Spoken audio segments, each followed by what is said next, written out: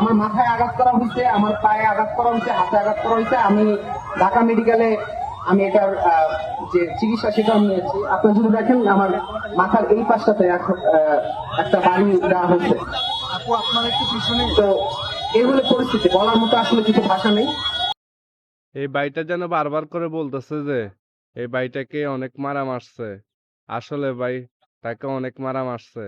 ভিডিওটা অনেকেও দেখছেন, অনেকেও দেখেন নাই। তো ভিডিওটা ভালো করে লাগলে শেয়ার করে দেবেন। তো আমরা ভাইটাকে মারলো যে সেই ভিডিওটা দেখে আসি। আসুন সবাই, ভিডিওটা না দেখলে বুঝতে পারবেন না ভাইটাকে কিরকম মারা মারছে।